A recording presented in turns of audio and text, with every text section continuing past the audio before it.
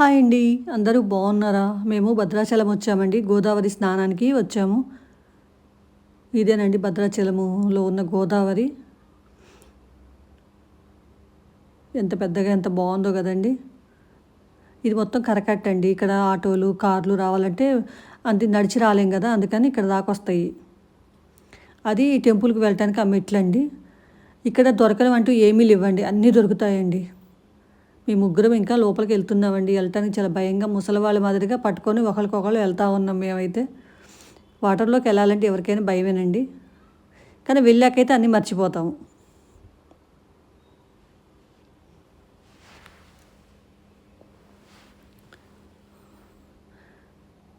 పసుపులు అన్నీ రాసుకొని కాసేపు ఎంజాయ్ చేసామండి. లోకాన్ని మర్చిపోయి చిన్నపిల్లలం అయిపోయి మేము బాగా ఎంజాయ్ చేసాము. వాటర్ని చూస్తే ఎవరైనా అట్లా ఎంజాయ్ చేస్తారండి? మీరు చేయరా అండి? మీరు చేస్తారు కదా. మళ్ళీ మళ్ళీ వెళ్ళం కదండి, చాలా దూరం ఉంటుంది. అందుకనేసి వెళ్ళినప్పుడే ఎంజాయ్ చేయాలి.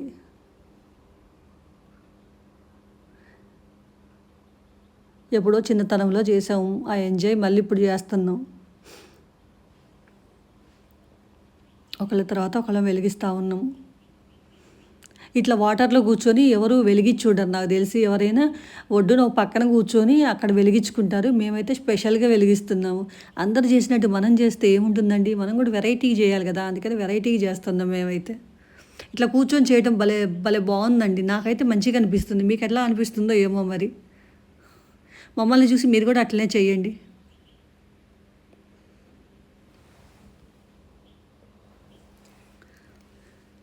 ఇది వెలిగించడానికి కూడా ఒక కథ ఉందండి. కథ అంటే పురాణాల కథలు కాదు, మేము చేసిన దాంట్లో ఫన్నీగా చేసుకాం మేమంతా. చాలా సరదాగా అయిపోయిందండి మా ఒత్తులు వెలిగించటము. మేము పోయిన సంవత్సరం కూడా వచ్చామండి, కానీ వెలిగించుకొని ఇంత ఎంజాయ్ చేయలేదు. వచ్చామా వెళ్ళామా అన్నట్టు చేసాము.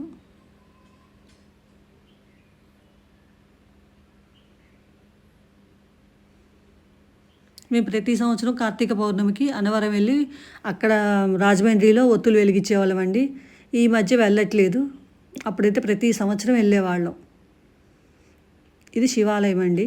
ఇక్కడికి వచ్చి ఒత్తులు వెలిగించుకుంటున్నాం మేము. టెంపుల్ అయితే చాలా బాగుందండి. ముందు రోజే కార్తీక పౌర్ణమి అయింది కదా, అందరూ వచ్చి ముగ్గులన్నీ వేసుకొని దీపాలన్నీ వెలిగించుకొని అంత ఆయిల్ అంతా పోయి కొంచెం ఎట్లయినా చికాకు ఉంటుంది కదా, అందుకనే ఇట్లా అనిపిస్తుంది. చూడటానికైతే టెంపుల్ చాలా బాగుంది. మనం ఏమీ ఇంటికాడ నుంచి తెచ్చుకొని అవసరం లేదండి. వేసుకోవడానికి శారీసు, డ్రెస్సులు తెచ్చుకుంటే చాలండి. మిగతా వస్తువులన్నీ ఇక్కడే దొరుకుతాయి. మూతబరువు ఎందుకు అనుకున్నా, లేకపోతే మర్చిపోయి వచ్చినా అన్నీ ఇక్కడ దొరుకుతాయి. అన్నీ ఇక్కడ కొనుక్కొని మంచిగా చేసుకోవచ్చండి. ముందు మా అక్క మా ఫ్రెండ్ వాళ్ళు చేస్తున్నారు పూజ, వాళ్ళది అయిపోయినాక నేను చేశానండి పూజ.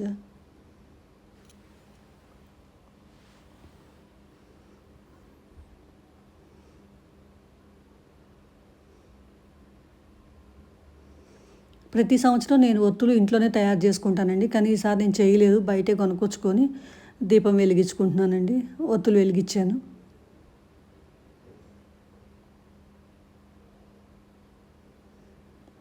హారతి స్పూన్లో ఇస్తున్నానండి. అది వెండిది ఉండి దాన్ని పట్టుకొని నేను గుళ్ళకి తిరిగానంటే అది ఎక్కడైనా పోయిందనుకో మళ్ళీ లేనిపోని గొడవ ఎందుకులే, ఏదైతే ఏముందిలే అని మీరు నవ్వినా పర్వాలేదు, నేనైతే దాంట్లోనే ఇస్తున్నానండి. పోతే రాదు కదా, ఇప్పుడు అసలే అన్నిటికీ రేట్లు ఎక్కువ ఉంది వెండికి, అందుకని దాంతో అది తీసుకెళ్తున్నాను. ఇంకా మా పూజలు అయిపోయినాయండి. శివాలయం కదా, దర్శనం చేసుకుందామని వెళ్ళామండి. అయ్యగారు పాపం పౌర్ణమి కదా, ఆ రోజంతా భక్తులంతా ఉన్నారంట. 11, 12 ఏమో అయిందంట ఇంటికి వెళ్ళేసరికి. పాపం నిద్ర లేదంట, అందుకని అయ్యగారు చాలా లేటుగా వచ్చారు. ఇంకా మేము బయట నుంచే దండం పెట్టేసుకొని ఇంకా వెళ్ళిపోతున్నామండి. చాలా బాగుంది టెంపుల్ అయితే. నేను పోయిన సంవత్సరం వచ్చాను, కానీ అసలు ఎప్పుడు వచ్చినా నేను అసలు వెళ్ళలేదండి. ఇదే ఫస్ట్ టైం నేను చూడటం ఈ టెంపుల్ని.